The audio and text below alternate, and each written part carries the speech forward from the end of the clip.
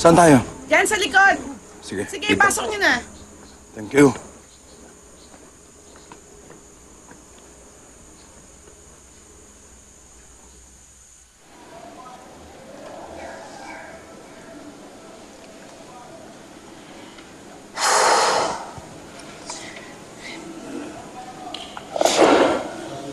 Pasensya na ho kayo sa nakasanayan namin.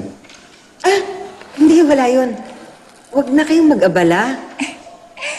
Mama, I'm so tense. Ganito pala yung feeling ng ikakasal. Siguro mas tense pa ako sa mismong wedding day, no? But you know what? I feel like I'm the luckiest girl alive. I'm so happy.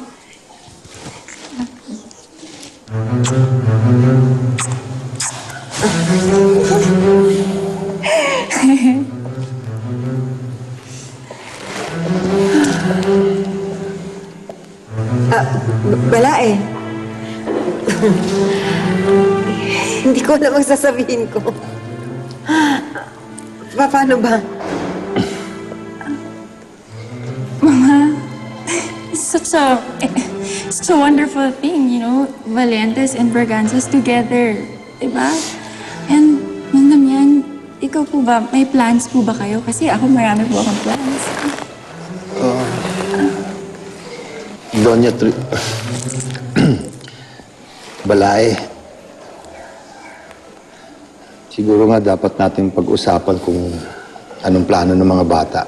Oo, sige. Pag-usapan natin. Siguro umpisahan ko sa hayaan mo nang kami ang gumastos. Bilang si Leona ang kauna-unahang ikakasal sa pamilya namin, kami na ang sasagot ng lahat. I'm sure ganun din ang gagawin ni Armando, hindi ba? Teo, hindi ba? Yes, ma.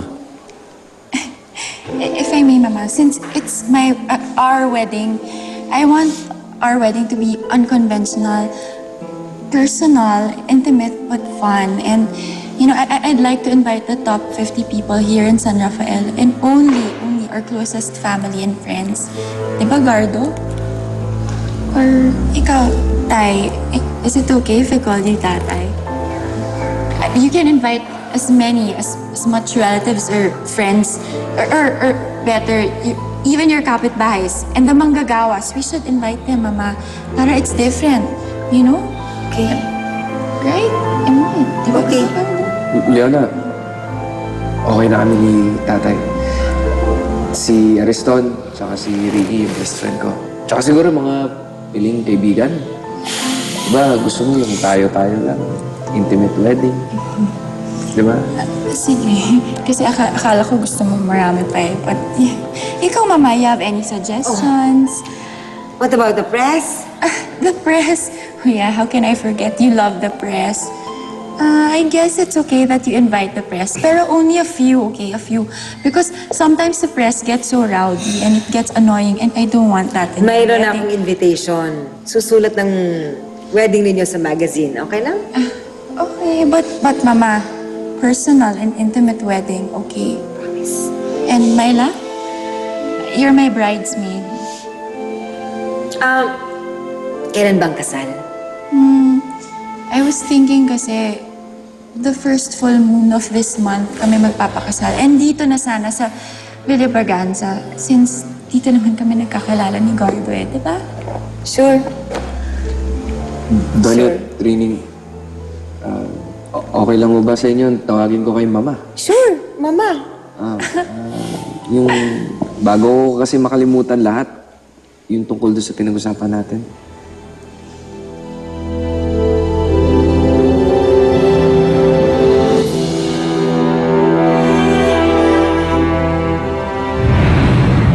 Mo pong ipakulong dahil sa kagustuhan ni Leona. Alam mo naman, hindi totoo lahat ng sinasabi niyan eh. Puro palabas lang yan. Ang importante, may sasalo sa kapatid mo. Ipinakikilala ko sa inyo ang aking anak na si Leona at ang kanyang mapapangasawang si Gardo Valiente. Maraming salamat.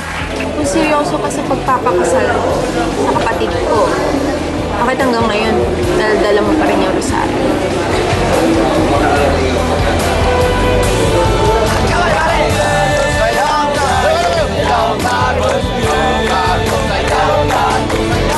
Kahapon mo'y bakas ng